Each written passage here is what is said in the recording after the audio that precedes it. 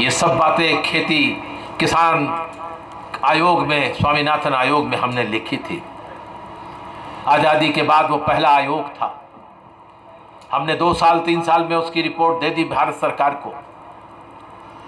उस रिपोर्ट में हमने, उससे पहले मैं लोकसभा का सदस्य नहीं था, लेकिन मैंने किसानों की परिभाषा उस राष्ट्रीय किसान आयोग की तरफ से लिखी थी जो संसद में पेश हुई थी, जिसमें मैंने पहली बार भारत सरकार से कहा किसान वो सिर्फ नहीं है जो भूमिधर है, जो भूमि का मालिक है या भूमि पर खेती पर करता है वही किसान नहीं है, जो खेत मजदूर है वो भी किसान है, जो गन्ना पैदा करता है वो भी किसान है, जो मत्स्य पालन मछली पालता है वो भी किसान है, जो कुक्कुट पालता है यानी मुर्गी पालता है वो भी किसान है, जो हनी बनाता है, बी कीपिंग करता है, मधुमक्खी पालता है वो भी किसान है। इसलिए ये सारी बातें लिखकर हमने 32 पेज का किसान कौन है संसद में एक प्रस्ताव दिया था, जिसे संपूर्ण बहुमत से सब एक मत होकर के उस किसानों की परिभाषा को स्वीकार किया था। और उस समय की नेता विपक्ष से जो बीजेपी की थी सुषमा स्वराज जी ने कहा था कि अतुल जी आज संसद में तो नहीं है, लेकिन उन्होंने रखा है, हम हृदय से साधुवाद देते हैं। और उसके बाद ही रिजर्व बैंक ऑफ इंडिया ने उस नई किसान जो हमारी भूमिका थी, किसानों की नई परिभाषा थी, उसकी बुनियाद पर उन्होंने एक रिपोर्ट, एक सर्कुलर जारी किया, सारे भारत के किसानों को बैंकों को निर्देश किया कि जो गौपालक हैं, जो पशुपालक हैं, जो खेत मजदूर हैं, उन्हें भी बैंक से ऋण मिलना चाहिए। किसान क्रेडिट कार्ड की भी व्यवस्था उनके माध्यम से होनी चाहिए। साथियों, हमारी मांगे हैं, हमारी मांगे सरकारों को समझ में नहीं आती, क्योंकि हमको जाति और धर्म में बांट देते हैं। हम वोट की मशीन हैं, हम वोट देते हैं, लेकिन अपने मुकद्दर और अपनी किस्मत को बनाने का काम हम दूसरों के हाथ गिरवी रख देते हैं। इसलिए आज अपनी इज्जत को बचाने का भी सवाल है। और जिस जमीन में हमारे दादे और परदादे इसी खेती और मशक्कत से अपने आंसुओं से, अपने पसीने से, और जिनकी राख उस खेत पर है, उस खेत की आन बान और शान को भी बचाने का सवाल ये आंदोलन पेश कर रहा है। ये आंदोलन है। इस आंदोलन को गाली मत दो, इस आंदोलन को गाली मत दो। प्रधानमंत्री जी, आपसे निवेदन है, हमें आतंकवादी मत कहो, हमें खालिस्तानी मत कहो, हमें माओवादी मत कहो, हमें देश विरोधी मत कहो। अरे हम तो इस देश के झंडे को लेकर के निकले हैं। आज़ादी के बाद जब ट्रैक्टर मार्च 26 जनवरी को हुआ था, देश की आज़ादी में दिल्ली में इतने बड़े पैमाने पर 3 लाख भारत का तिरंगा पहले कभी दिल्ली नहीं देखा था। गांव के लोगों ने चाड़ करके दिखा दिया, ये है तिरंगा, ये हमारी राष्ट्रीय भक्ति, ये झंडा है जिसके लिए ऊधम सिंह ने अपना बलिदान दिया। ये वो झंडा है जिसमें शहीद आजम भगत सिंह, सुखदेव और राजगुरु ने फांसी के तख्ते को चूमा। ये वो झंडा है जिसे लेकर अशफाक उल्लाह खां और पंडित राम प्रसाद बिस्मिल और राजेंद्र लाहिरी और ठाकुर रोशन सिंह और चंद्रशेखर आजाद ने अंग्रेजों की जेलों में फांसी का तख्ता चूमा या अपना बलिदान दिया। ये वो झंडा है। मोदी जी, बड़ी विनम्रता से कहना चाहता हूं, आप हमको कहते हैं कि हम राष्ट्रद्रोही हैं। इन्हीं किसानों के बच्चे हैं जो भारत की सीमाओं की हिफाजत करते हैं। यही वो बच्चे हैं जो चीन की सेना की गोली खाते हैं। यही इनके बच्चे, बेटे और भतीजे हैं जो चीन और पाकिस्तान की गोलियों का सामना करते हैं और भारत का नतमस्तक ऊंचा करते हैं। आप इन्हें देशद्रोही कहते हो। इन्हीं के बेटे थे, इन्हीं के बाप थे, इन्हीं के परदादा थे, इन्हीं के दादा थे जिन्हें भारत सरकार ने भारत की सीमाओं की हिफाजत के लिए परमवीर चक्र दिया था, वीर चक्र दिया था, शौर्य चक्र दिया था। और आज आप उनको कह रहे हैं ये देशद्रोही है। इतना बड़ा अपमान मत करो। मैं जानता हूं आपके हृदय में किसानों और देश की सीमाओं पर जो लोग जान दे रहे हैं उनके अपमान की बात है। आप हमको बताते हो, झंडा लहरा दिया। मैं दूसरी तरह से बोल रहा हूं, लाल किले के संबंध में और राष्ट्रीय तिरंगा के संबंध में 2008 में हिंदुस्तान की संसद में एक नियम पारित हुआ। उससे पहले कोई अपनी गाड़ी पर तिरंगा नहीं लगा सकता था, घर पे झंडा नहीं लहरा सकता था, अपने कपड़े पर तिरंगा का वो नहीं निशान नहीं बना सकता था। 2008 के कानून के बाद भारत का हर नागरिक तिरंगे को लगाने के लिए अधिकारी बना दिया गया था और यह कहा गया था कि तिरंगा लहराओ, लेकिन तिरंगे से ऊपर कोई दूसरा झंडा नहीं लहराया जाएगा। लाल किले में लोगों ने झंडा फहराया, किस लिए फहराया मैं नहीं कहना चाहता, लेकिन हमारे उन नौजवानों के बारे में साफ कहना चाहता हूं, एक भी आदमी ने लाल किले के तिरंगे के ऊपर झंडा नहीं रहा, तिरंगे के नीचे ही अपने झंडे लहराए। उन्हें राष्ट्र गौरव मालूम था इस झंडे का। इसलिए झूठी और फरेब की बातें बंद करो। घरों से पकड़ रहे हो, कौन वहां नाच रहा था, किसके हाथ में किरपाण था, किसके मुंह के अंदर लंबी दाढ़ी थी, कौन नारे लगा रहा था, पता लगा रहे हो। लेकिन मोदी जी, 42 हमारे सीआरपीएफ के जवान एक साल पहले पुलवामा में एक 300 केजी 3 क्विंटल आरडीएक्स लेकर कार में लेकर सीआरपीएफ की गाड़ियों के अंदर उसने लड़ा दिया।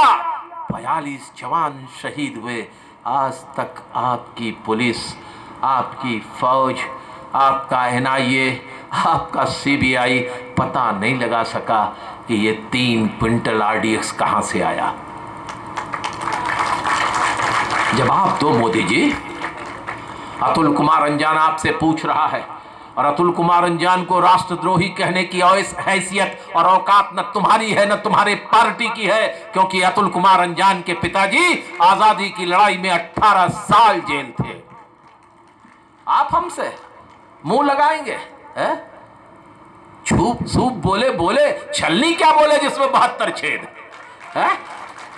आप हमसे कहेंगे कि हम राष्ट्रद्रोही हैं, आप इन किसानों से कहेंगे राष्ट्रद्रोही हैं जिनके बाप दादा कभी कहते हो ये आंदोलन पंजाब का है, फिर जब हरियाणा के लोग आने लगे तो कहने लगे पंजाब और हरियाणा का है।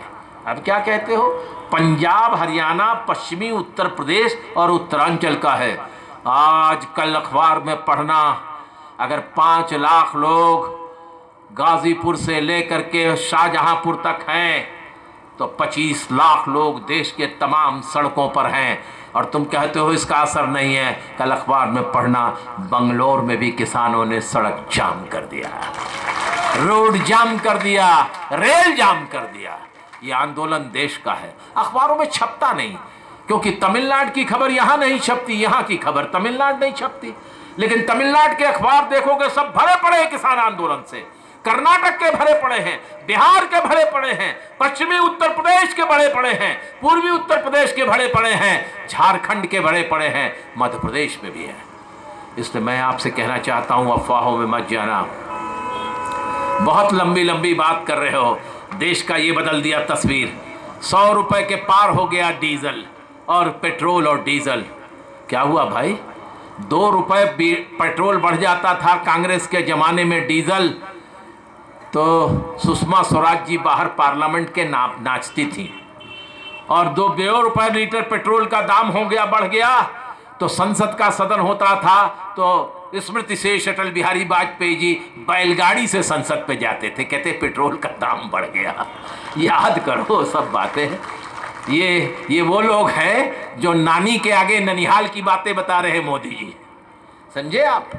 झूठों के साथ मैं पूछना चाहता हूं, मैं आज इस मंच से पूछना चाहता हूं, राष्ट्रवाद के नाम पर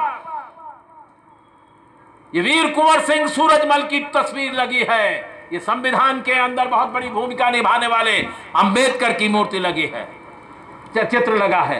ये तमाम लोगों से मैं कहना चाहता हूं, नवरीत सिंह है। मैं पूछना चाहता हूं मोदी जी, राष्ट्रपिता महात्मा गांधी की हत्या आपकी जमात के लोगों ने क्यों की?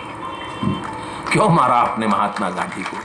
देश को बताओ ना, रोज तो टीवी पर आते हो, बताओ राष्ट्रपिता को क्यों मारा? इसलिए मारा कि वो गाते थे ईश्वर अल्लाह तेरो नाम सबको सम्मति दे भगवान, इसलिए तुमने मार दिया, तुमने मार दिया उनको।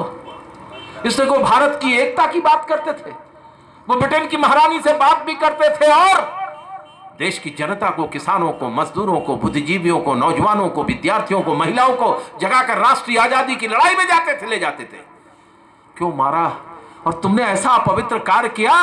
नाथूराम गोडसे गांधी जी के पैर 30 जनवरी 1948 को छूता है और छू करके कहता है राम राम गांधी और 3 गोली उतार देता है। और वो आदमी राम राम सुनने वाले से गोली खाता है और हे राम कह के लौट जाता है।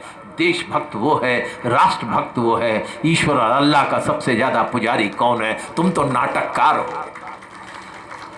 पुराने जमाने में देवानंद, दिलीप कुमार, राज कपूर, राजेंद्र कुमार फिल्मों में एक्टिंग करते थे। कोई रोल होता था जिसमें रोना होता था तो उनकी आंख में ग्लिसरीन लगाया जाता था, तब आंसू निकलते थे।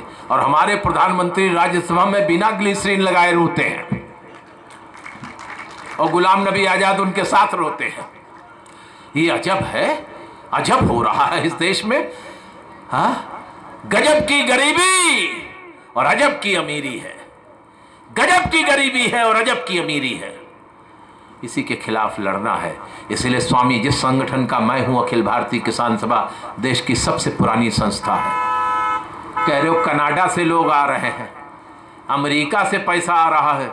अरे क्या मुंह से शब्द नहीं बोलूंगा, बहुत विनम्रता से कहूंगा, ऐ भारत के बुद्धिजीवियों के, हाँ नहीं, भारत के बुद्धिविहीन लोगों के राष्ट्रीय संयोजक आदरणीय प्रधानमंत्री नरेंद्र मोदी जी, गदर पार्टी जिसने आजादी की लड़ाई के लिए अमेरिका से लोग आए थे, हमारे 400 लोग आए थे कामागाटा मारू के जहाज पर।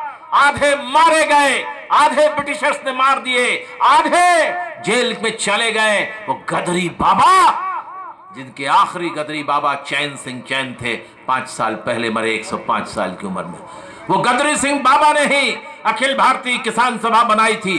बाबा सोहन सिंह भखना ने, बाबा सोहन सिंह जोश ने, बाबा पृथ्वी सिंह आजाद ने और किसके, बाबा संतोख सिंह ने। किसके किसके नाम लूं इतिहास में, आपको नाम नहीं मालूम है। वो लोग आए थे जान देने। और अगर भारत के किसानों की हमदर्दी में दुनिया के किसी कोने में, चाहे वो 16 साल की लड़की जिसे नोबेल प्राइज मिला है पर्यावरण में, अगर किसानों के साथ खड़ी होती है तो हमारे लिए गर्व की बात है, सीना चौड़ा करने की बात है। हमें इस बात पर रोना नहीं चाहिए। इसलिए मैं अंत में ये कहूंगा, ये लड़ाई अपने बाप दादाओं की जमीन को बचाने की लड़ाई है, ये खेत और खलिहान को बचाने की लड़ाई है, ये देश के नौजवानों को बचाने की लड़ाई है।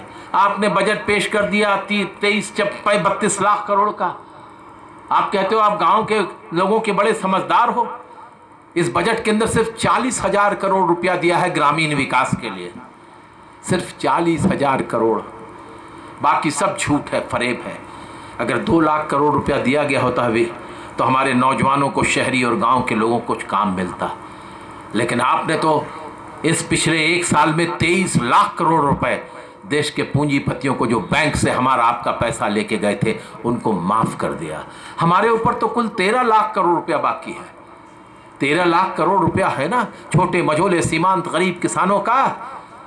बेच दो, दे दो सरकारी खजाने से, हमें एक बार कर्जा मुक्त कर दो। इस देश को हम सोने का चमन न बना दे तो हमारा नाम नहीं। आपसे ये कहना चाहते हैं, हम आपसे कहना चाहते हैं। इसीलिए आज देश की जनता हमारे साथ खड़ी है, मजदूर खड़े हैं, किसान खड़े हैं, ट्रेड यूनियंस खड़ी हैं, किसानों के संगठन खड़े। अभी यहाँ विकी मेहरोत्रा जी आपके बीच में अपने नौजवान विद्यार्थियों की तरफ से बोल के गए, खड़े हैं। और पंजाब का कल का चुनाव, ये तो गांव का चुनाव नहीं था ना, ये तो नगर का चुनाव था ना, म्यूनिसिपैलिटी का, नगर निगम का। इसमें तो शहरी लोग रहते हैं, जो एकदम गरीब, जो छोटे शहर हैं, जिनको हम कहते हैं कि वहाँ थे, वहाँ शायद 10-20% किसान हो, बाकी तो सब दफ्तरों में काम करने वाले छोटे व्यापारी, बड़े व्यापारी सब थे। उन सब लोगों ने आपको न 3 का रखा न 13 का रखा, आपका खाता भी कई जगह नहीं खुला। गुरदासपुर के वो सांसद जो फिल्मों में थे, वहाँ एक आदमी नहीं पहुँच पाया।